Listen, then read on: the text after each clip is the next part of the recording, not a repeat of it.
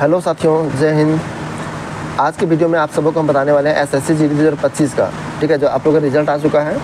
तो आप सब वेट में होंगे कि एसएससी जीडी 2025 का जो एग्ज़ाम हुआ अभी रिजल्ट आउट हो गया, ठीक है। तो आप लोग जो है सो नॉर्मलाइजेशन मार्क्स जानना चाहते हैं कि आपका नॉर्मलाइजेशन कितना बढ़ा होगा, ठीक है। आप लोग जो एग्ज़ाम दिए हैं 4 फरवरी 2025 से लेकर के 25 फरवरी 2025 तक, ठीक ना, यानी 4 फरवरी से 25 फरवरी के बीच में कई शिफ्टों में एग्ज़ाम हुआ। हर एक दिन 3 शिफ्टों में एग्ज़ाम हो रहा था, ठीक है। तो कई शिफ्ट हो गए हैं, ठीक है। तो आप लोग जानना चाह रहे होंगे कि हमारा नॉर्मलाइजेशन मार्क्स कितना बढ़ा होगा, ठीक है। तो मैं आप सबों को पूरा बताने वाला हूँ कि किस शिफ्ट में कितना नॉर्मलाइजेशन मार्क्स अभी आप लोगों को बढ़ा होगा, मैं, ठीक है। तो मैं आप सबों को पूरा अच्छे से बताने वाला है। सबसे पहले इस बात को समझिए कि नॉर्मलाइजेशन मार्क्स कितना बढ़ सकता है, किस शिफ्ट को कितना नंबर बढ़ेगा, ठीक है। तो नॉर्मलाइजेशन कितना बढ़ेगा ये डिपेंड होता है 3 चीज़ों पर। सबसे पहली बात है कि आप मैक्सिमम क्वेश्चन टच किए होंगे, ठीक है। उसमें से मैक्सिमम क्वेश्चन टच किए होंगे तो उसमें सही होने का प्रतिशत, जिसको एक्यूरेसी कहते हैं, वो अधिक से अधिक हो। जितना अधिक एक्यूरेसी रहेगा, मैक्सिमम जितना क्वेश्चन टच किए होंगे, जितना सही होगा उतना अच्छा आपका एक्यूरेसी रहेगा, उतना अच्छा आपका नॉर्मलाइजेशन मार्क्स रहेगा। बाय द वे 80 क्वेश्चन है, ठीक है, 70 क्वेश्चन आपने टच किया तो उसमें मैक्सिमम हार्ड क्वेश्चन आप टच कर लिए होंगे, बना लिए होंगे, ठीक है। कुछ हार्ड क्वेश्चन होंगे जिसको आप छोड़ दिए होंगे, ठीक है। लेकिन जो मैक्सिमम क्वेश्चन टच करता है और अधिकतर सही कर देता है उसका एक्यूरेसी अच्छा रहता है, उसका नॉर्मलाइजेशन मार्क्स अच्छा बढ़ने का प्रयास रहता है, ठीक है। जो कम क्वेश्चन टच किया तो जाहिर सी बात है कि हल्का क्वेश्चन का वो टच किया होगा, सही किया होगा, ठीक है, और हार्ड क्वेश्चन को छोड़ दिया होगा, तो ऐसे में उसको नॉर्मलाइजेशन मार्क्स कम मिलता है। मैक्सिमम क्वेश्चन सॉल्व करेगा तो उसको हार्ड क्वेश्चन को भी वो सॉल्व करके चला जाएगा, टच करके चला जाएगा, ठीक है। तो हार्ड क्वेश्चन के आधार पर भी उसको नॉर्मलाइजेशन मार्क्स बनता है। तो मैक्सिमम मार्क्स कितना हो सकता है नॉर्मलाइजेशन का, तो 18 से 20-22 मार्क्स तक आपको नॉर्मलाइजेशन मार्क्स में आपको मिल सकता है। और मिनिमम कितना मिल सकता है, तो मिनिमम आपका माइनस में भी जा सकता है। सही बात है कि अगर आपका सिर्फ नॉर्मल होगा तो आपका माइनस में भी जा सकता है, 1 भी नंबर नहीं बढ़ सकता है, 1 नंबर भी बढ़ सकता है, 1.5 नंबर भी बढ़ सकता है, 5 number, 10 number, 17 number, 20 number, 6 number, कुछ भी नंबर आपका बढ़ सकता है, ठीक है। तो ये हुआ कंडीशन नॉर्मलाइजेशन में किसका मार्क्स बढ़ सकता है। तो आप लोग समझ रहे होंगे कि आप लोग किस तरह से बनाए होंगे, आपका एक्यूरेसी कितना होगा, हार्ड क्वेश्चन आप टच किए होंगे कि नहीं किए होंगे, कि हार्ड क्वेश्चन को आप छोड़ दिए होंगे, इसके आधार पर आपका नॉर्मलाइजेशन मार्क्स ये होगा, ठीक है।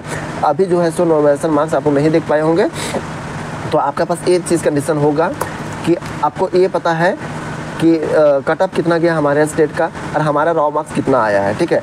अगर रॉ मार्क्स कट ऑफ से कम है आपके स्टेट में, मान के चलिए, अभी हम पूरा बताने वाले हैं। जैसे मान के चलिए कि एक 5 फरवरी का सेकंड शिफ्ट हम उठाते हैं, ठीक है। इसमें स्टेट का कट ऑफ गया था 115, ठीक है।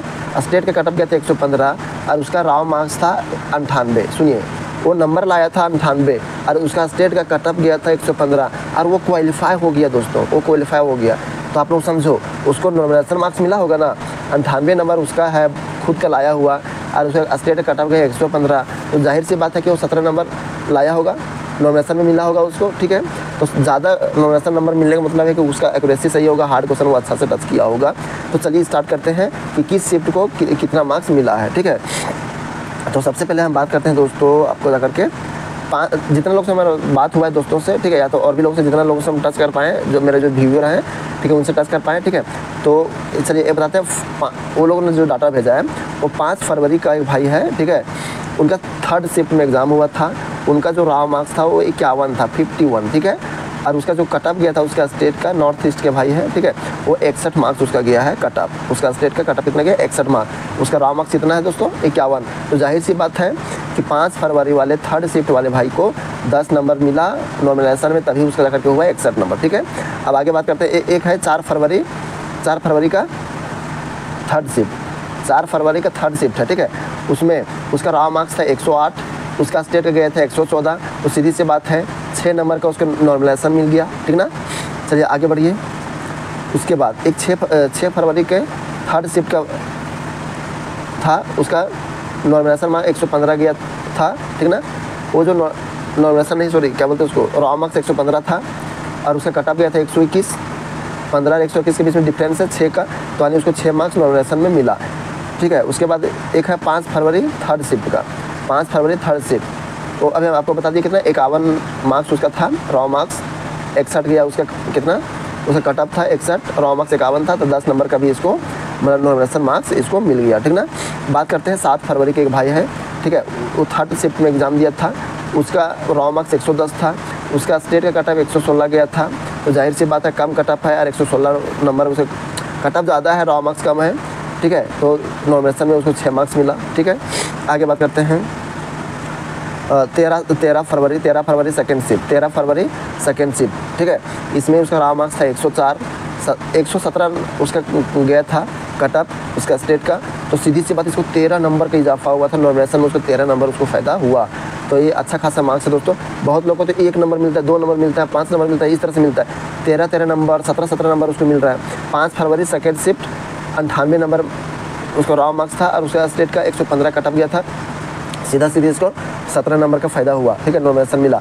13 फरवरी का बात करते हैं फर्स्ट शिफ्ट का, 94 नंबर का उसका रॉ मार्क्स था, 102 नंबर उसका कट ऑफ गया था स्टेट का, ठीक है, तो 8 नंबर उसका नॉमिनेशन मिला, मिनिमम मिला, मतलब इससे आप अनुमान लगा सकते हैं कि 94 की रॉ मार्क्स 94 लाया है और 102 उसका कट ऑफ गया है, ठीक है, तो मिनिमम उसको 10 मार्क्स मिला होगा। सिर्फ हम 10 से बात करने, उसको और भी ज़्यादा मिला होगा।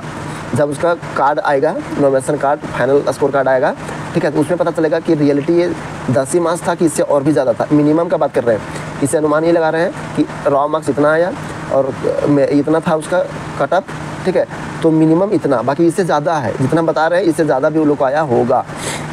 चलिए बात करते हैं 25 फरवरी सेकेंड शिफ्ट का। 25 फरवरी सेकेंड शिफ्ट का एक का नंबर था 115, ठीक है, कट ऑफ गया था 115 रॉ मार्क्स था, 125 उसका कट ऑफ गया था, तो 10 नंबर का सीधा उसका इजाफा नॉमिनेशन मार्क्स उसे मिला।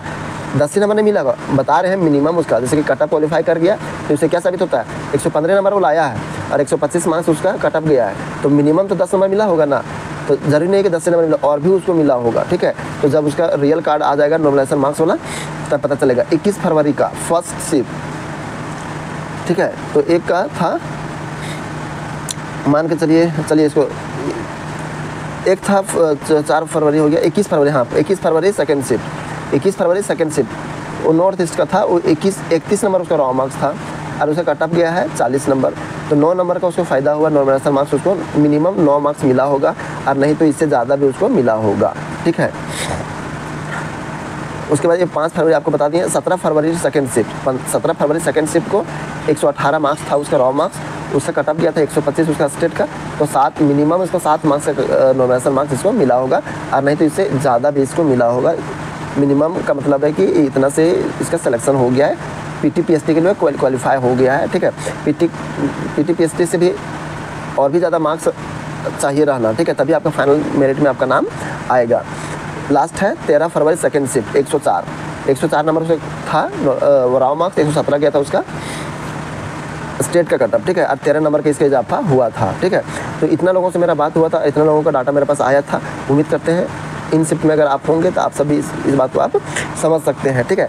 आप लोग डाटा भेजिए, आप लोग कौन सा शिफ्ट के थे वो बताइए, और आपका रॉ अगर कटअप से रॉ मार्क्स कम है, ठीक है, तो आप इन अनुमान लगा लीजिए। सीधी सी बात है कि आपका रॉ मार्क्स इतना है और कटअप गया है ज़्यादा, तो बीच का जो अंतर है वो नॉमिनेशन में आपको दिया गया है, उतना मार्क्स आपको नॉमिनेशन में मिला होगा मिनिमम, अधिकतम तो इससे ज़्यादा भी मिला होगा, ठीक है। तो उम्मीद करते हैं वीडियो इन्फॉर्मेटिव लगा होगा, ठीक है। तो वीडियो को लाइक कर दीजिएगा, दोस्तों को इसमें शेयर कर दीजिएगा। ऐसे ही इन्फॉर्मेटिव वीडियो पाने के लिए मेरे यूट्यूब चैनल RKD फौजी CISF को सब्सक्राइब कर लीजिएगा और मेरे साथ में जुड़े रहिएगा, क्योंकि आप सबको हम पल पल का अपडेट देते रहेंगे।